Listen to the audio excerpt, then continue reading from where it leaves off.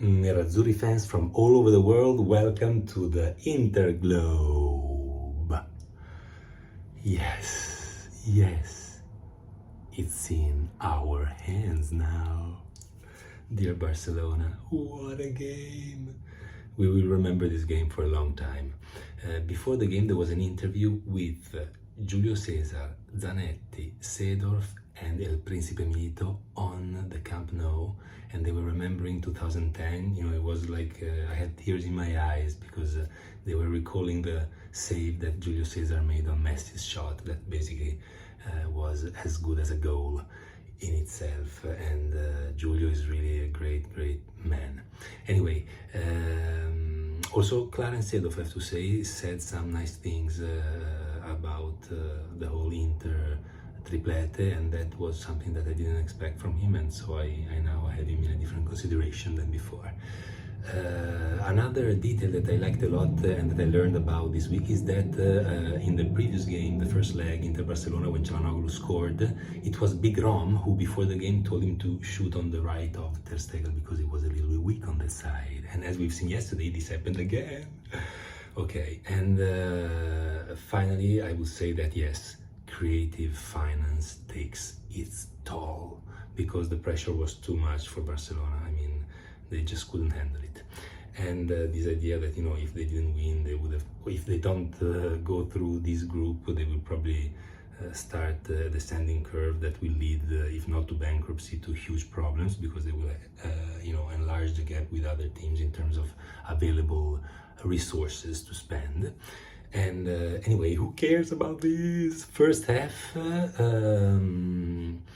Lautaro was stopped after a great move he made for an offside that wasn't an offside, I think, honestly. They just showed it once, and so we started already well, being a bit dangerous, and then we had those two incredible chances with Dzeko and then with De Vrij with like an open goal, and you know, he doesn't even catch the ball. It's incredible. And then Dumfries also had a opportunity with Barella's counter-attack. That his ball, Barella's ball, was a bit too slow, and so he lost a little bit of time, and then his shot wasn't impeccable. And then we saw Barcelona, you know, dominating more and more in the end of the first half and scoring that goal where Di Marco was not good in marking, because he marked him like if there was another 5 meters, you know, like almost inviting him to run to the end line, but the end line was there, so if you leave him this little space, he takes advantage. And then Mkhitaryan also made a mistake. Then once he crosses, then, you know, it's nobody's fault. Anyway, we go like this in the locker room, and for once we come back with a lot of balls, so good job from Inzaghi. And then we start playing, and then we have this amazing goal, Bastoni, and then Barella with Piqué. No, there's nobody behind me. Piqué, how die? And Barella scores. And after that, we had a great spirit, took advantage of this mental domination by scoring another goal. So after Barella, we had the pleasure to see Lauti come back to scoring after so long, and what a freaking goal! And then they tied it with this kind of strange shot and own goal by Bastoni, and then we scored again 1 minute to the end with Lauti's great play, and then again Gosens, so happy for him, scores, and then Lewandowski again. 3-3. But you know, it's it would have been fantastic, of course, but even 3-3 is a great result, because now if we beat Pilsen, we are through.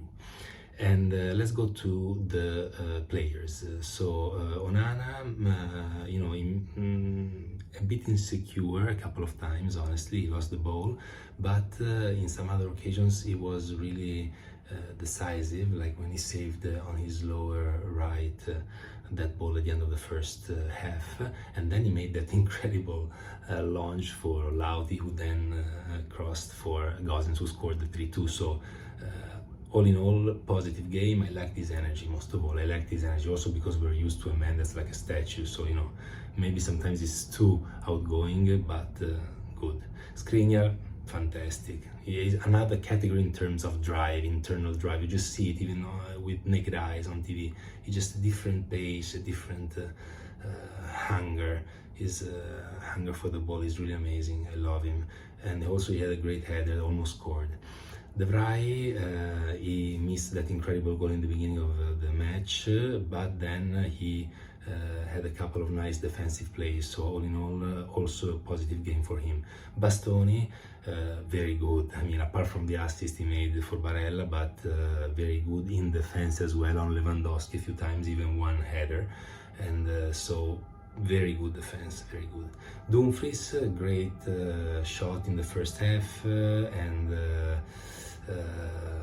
also good in defense, I have to say, and he played against Dembélé, so it was not an easy game for him. Then we have Barella. What can you say? Amazing, amazing, what a goal, and what a game after the goal, mainly because before the goal he was not 100% the Barella we know, but after he was sublime. Just as sublime was Chala Croccante Çalhanoğlu. Very good, great shot, assist, and he was just immense even in defense. He was really amazing even in defense. So really nothing to say about Çalhanoğlu, if not played amazingly well in that crucial role that we mentioned, in Brozovic's role, so not as usual on the wing, and he was really, he was really amazing, nothing to say. Mkhitaryan, also very good. He had a great save on our line in the beginning of the match, and then he had a wonderful shot. I have to say that on the goal that Barcelona scored, he was not very good because he made that mistake of letting the man go. But in the end of the game, he almost basically had scored a goal if had Aslani not thrown away that ball by trying to shoot. Di Marco, I mean, just the fact that Xavi put Dembélé on the other wing says it all on how the first leg went. Di Marco was immense, and this time he also played very well. Apart, I have to say, from that goal, but he was very, very, very good in defense, and he was also good in serving the forwards. Like he had a great shot that served Dzeko. So all in all, Di Marco, very, very good game as well. I mean, it's all positive marks today. What do you expect? Dzeko, he was unlucky in that great move when he got the bar, and Inter is really unlucky with these bars and posts. We are the one that hit the most in Serie A, and I don't know in Champions League, but another bar. Then we have Lauti. Silence. Not very good until the very end, but then, like in 20 minutes, he changed everything. An amazing goal, an incredible assist, and all in all, the usual drive. He's really a leader in this sense, I have to say. Then we have the substitutions. Damian, who received a terrible fault from Dembélé, this mother freaker. So bad that he said fuck off to Dembélé. I mean, Darmian is so polite. To have him say fuck off, it means that he really did something bad.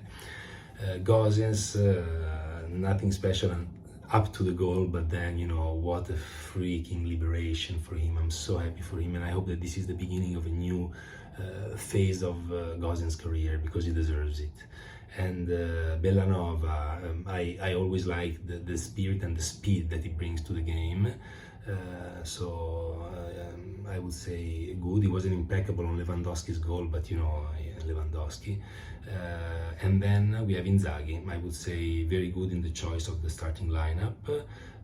Honestly, when he made the substitutions, I found them a little bit strange, but all in all, nothing to say, because we scored basically 2 goals after the substitution. So very good, also in the locker room moment at the end of the first half, because the team came back for once really ballsy. So congratulations, and if you enjoyed the video, please punch the like button and subscribe. It's very important for me, and see you soon for another incredible Inter game. Forza Inter as always!